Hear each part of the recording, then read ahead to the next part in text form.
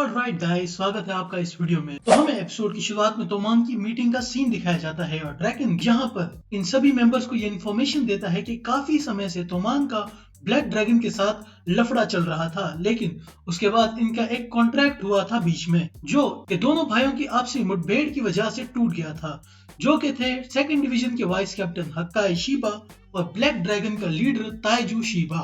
जिसके बाद यहाँ पे फर्स्ट डिवीजन के दो कैप्टन ने अपने खुद के डिसीजंस लिए और फिर सेकंड डिवीजन के कैप्टन मित्सुया ने भी इसमें रोल प्ले किया और बाद में मैंने और माइकी ने मिलकर ब्लैक ड्रैगन को कुचल दिया, साथ ही साथ ताइजू शिबा को भी हरा दिया। कुछ मेंबर स्टेज पे आके कुछ बोलना चाहेंगे, पर तभी मित्सुया आगे आता है और कहता है कि हाय हक्काई, चिंता करने वाली बात नहीं है, और वैसे भी ब्लैक ड्रैगन हार चुका है तो उसे कोई ज्यादा फर्क नहीं पड़ना चाहिए, है ना दोस्तों। तो यहाँ पर ये सब के सब लोग काफी ज्यादा सपोर्टिव होते हैं और सब के सब लोग यहाँ पर हक्काई से कहते हैं कि अरे यार, अब सीधे भी खड़े हो जाओ, कब तक ऐसे झुक के खड़े रहोगे, तुमने काफी अच्छी खासी माफी मांग ली है, अब बस भी करो, ठीक है। तो यहाँ पर ताकेमिची भी मन में कहता है कि चलो भगवान का शुक्र है कि सब ने यहाँ पे हक्काई को माफ कर दिया है।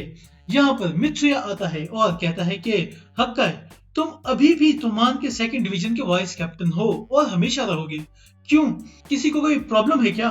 तो यहाँ पर सब के सब लोग बोलते हैं कि नहीं, कोई प्रॉब्लम नहीं है, और सब के सब लोग यहाँ पर हक्काई के नाम पे चीयर करने लग जाते हैं। उसके बाद ड्रैगन यहाँ पे इनुपी और कोकोनोए को बुलाता है, जो कि ब्लैक ड्रैगन के मेंबर होते हैं। आपको याद ही होगा इन दोनों के बारे में। इनको देखकर तोमान के मेंबर्स कंफ्यूज हो जाते हैं कि यहाँ पे ब्लैक ड्रैगन के मेंबर क्या कर रहे हैं, हमने तो ब्लैक ड्रैगन के मेंबर्स को हरा दिया था ना, तो ये लोग यहाँ पर अपनी ड्रेसेस में क्यों आए हैं। ये दोनों अपना इंट्रोडक्शन देते हैं पूरी तोमान को। कोको कहता है कि ब्लैक ड्रैगन की 10th जनरेशन को तोमान ने पहले ही हरा दिया था और उसके बाद अब ताइजू शिबा यहाँ से रिटायर हो चुका है, तो इसलिए अब हम दोनों ने 11th जनरेशन के ऊपर टेक ओवर कर लिया है। इनुई कहता है कि माइकी के साथ समझौता करके हमने ये डिसाइड किया है कि हम तोमान के अंडर ज्वाइन होंगे। माइकी बोलता है कि black dragon of first division यानी कि ताकेमिची हानागाकी के अंडर काम करेगी। ये सुन के सब शॉक हो जाते हैं और माइकी कहता है कि ठीक है ना ताकेमिची। तो ताकेमिची यहाँ पर काफी ज्यादा डर जाता है और वो कहता है कि ब्लैक ड्रैगन मेरे अंडर आखिर क्यों, क्या ये तुम्हारा डिसीजन है माइकी। तो माइकी कहता है कि मैं बस इन लोगों की रिक्वेस्ट का सम्मान कर रहा हूँ, अगर ये ज्वाइन करेंगे तो ये तुम्हारे अंडर ही ज्वाइन करना चाहते हैं। तो यहाँ चिफुयो कहता है कि इसके पीछे कोई ना कोई मकसद है। दूसरी तरफ इनुई और कोको ताकेमिची के पास आते हैं और इनुई कहता है कि मैं तुम्हें हम पर भरोसा करने के लिए नहीं कहूंगा, लेकिन अगर तुम्हें कभी भी हमारी मदद की जरूरत हो तो हमें बताना, हम तुम्हारी मदद जरूर करेंगे। यहाँ पर माइकी आगे बढ़ता है और कहता है कि अब जो आखिरी चीज बची है वो है जो क्रिसमस की रात को हुआ था, किसाकी, मैं तुम्हें तोमान से बाहर निकालता हूँ, आज से तुम तोमान से बर्खास्त किए जाते हो। ये सुन के सब लोग शॉक हो जाते हैं कि ये क्या हो गया, मतलब किसाकी को तोमान से बाहर क्यों निकाल दिया गया। तो यहाँ पे चिफुयो कहता है कि मैंने माइकी को बता दिया था कि किसाकी ने हमें धोखा दिया है, लेकिन मुझे नहीं पता था कि माइकी उसको तोमान से ही बाहर निकाल देगा, क्योंकि किसाकी खुद एक अच्छी खासी रैंक पर आ चुका है। तो किसाकी यहाँ पर कहता है कि यार माइकी, ये क्या कह रहे हो, तुम जरूर मजाक कर रहे हो, है ना। तो माइकी कहता है कि मैं मजाक क्यों करने लगा भला, तुम बाहर निकाले जाते हो। यहाँ पर हन्मा आ जाता है और कहता है कि हे माइकी, एक सेकंड, अगर तुम किसाकी को बाहर निकालोगे तो मैं भी तोमान से बाहर निकल जाऊंगा। दूसरे शब्दों में अगर कहा जाए तो ये जो टोक्यो मांजी गैंग में 450 मेंबर्स हैं, इसमें से 50 पुराने मेबियस के मेंबर्स हैं और बाकी 300 वलहला के मेंबर्स हैं। ये सब के सब भी तुम्हें छोड़ के चले जाएंगे, इसका मतलब तोमान में सिर्फ 100 मेंबर्स बचेंगे। क्या तुम यही चाहते हो। तो माइकी कहता है कि मुझे घंटा फर्क नहीं पड़ता, वैसे भी तोमान काफी बड़ी हो गई है। तो किसाकी कहता है कि क्या यही तोमान का ऑब्जेक्टिव है माइकी। तो माइकी कहता है कि अच्छा, तो जो उसरा तुमने क्रिसमस में किया वो तुमने तोमान को बढ़ाने के लिए किया था, किस लिए किया था तुमने, ये बताना जरा। यहाँ पर भी किसाकी पूरी तरह से फंस चुका होता है और सब के सब लोग बात करने लग जाते हैं कि उस रात जो भी हुआ उसके पीछे किसाकी का हाथ था, उसने ही ये लड़ाई करवाई थी। माइकी बताता है कि तुमने ताकेमिची और ब्लैक ड्रैगन के बीच में आग लगवाई, उसके बाद तुमने युजुहा को एक चाकू दिया जिससे वो ताइजू की जान ले सके, है कि नहीं। यहाँ पर सब मेंबर्स कंफर्म करने लग जाते हैं कि किसाकी ही इन सब के पीछे था और उसने ही ये सब शुरू करवाया है।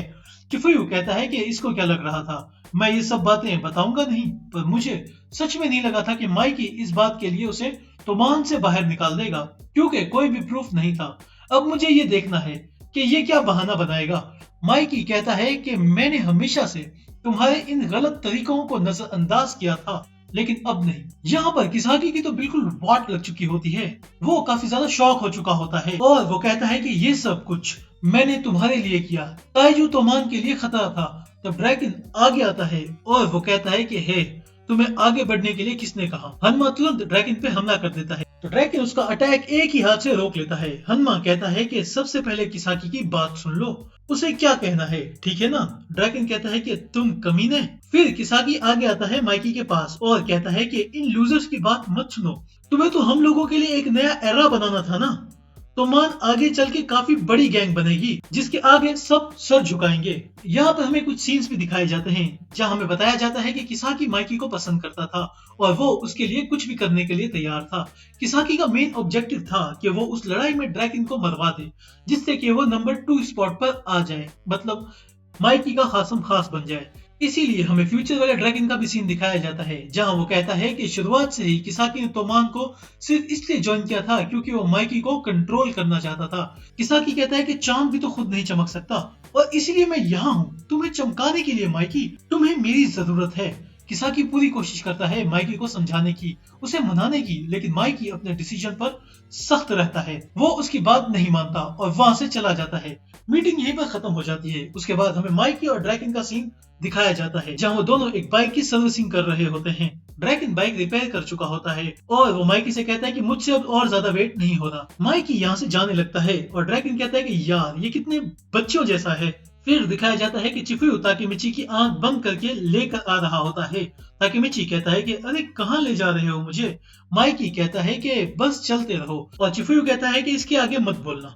ताकेमिची काफी एक्साइटेड होता है। वो लोग रुकते हैं और माइकी कहता है कि जब मैं 0 बोलूं तब आंखें खोलना। माइकी काउंटडाउन करता है 5 4 3 2 1 0। ताकेमिची आंखें खोलता है और सामने एक बाइक होती है।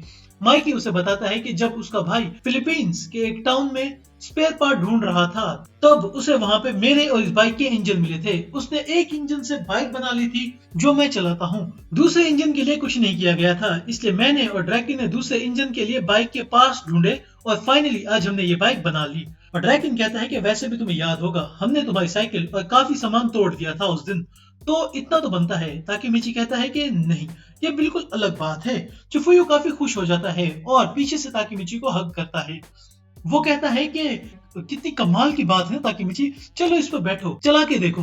ताकेमिची को ठीक से बाइक चलाने नहीं आती। माइकी उसके पीछे बैठ जाता है और कहता है कि मैं तुम्हें चलाना सिखाऊंगा, चलो थोड़ा घूम के आते हैं। माइकी उसे ब्रेक्स और क्लच के बारे में बताता है। ताकेमिची कंफ्यूज हो जाता है और कहता है कि क्या यार, ऊपर भी ब्रेक है नीचे भी ब्रेक है, कितनी अजीब बात है ये। माइकी बताता है कि जब उसके भाई को इंजन्स मिले थे तब आसमान ग्रे था और एक अबंडन बिल्डिंग में बिना छत के वो पार्ट्स मिले थे। उसे लगा जैसे इंजन उसे बुला रहा हो। वो कहता है कि मैं कभी ना कभी वहां जाना चाहता हूँ।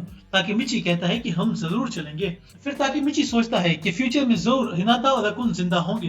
ताकेमिची इमोशनल हो जाता है और चिफुयो को हर चीज के लिए थैंक यू कहता है और कहता है कि वो उसका बेस्ट फ्रेंड है जिसने उसकी सबसे ज्यादा मदद की है। चिफुयो कहता है कि चिंता मत करो, हम 12 साल बाद फिर मिलेंगे। थोड़ा टाइम बीत चुका होगा पर मिलेंगे जरूर। फिर ताकेमिची नाओतो से मिलता है और फ्यूचर में जाने के लिए वो कहता है कि मैं हिना को तुम्हारे हवाले कर रहा हूँ, उसका ध्यान रखना। दोनों हाथ मिलाते हैं और ताकेमिची फ्यूचर में चला जाता है। इस बार वो जेल में नहीं होता, लगता है फ्यूचर चेंज हो चुका है। फिर एक लड़की आती है, उसे कहती है कि ताकेमिची काफी टाइम हो गया है तुमसे मिले हुए। ताकेमिची सोचता है कि ये कौन है, तो वो लड़की उसे एक फ्यूनरल में ले जाती है। तो माइकी देखता है कि मित्सुया मारा गया है और यहीं पर एपिसोड एंड हो जाता है। अगर आपको ये वीडियो पसंद आई तो प्लीज वीडियो को लाइक करना, अपने दोस्तों के साथ शेयर कीजिएगा और चैनल पे न्यू हो तो चैनल को सब्सक्राइब करना मत भूलना। मिलते हैं अगली वीडियो में, तब तक के लिए गुड बाय।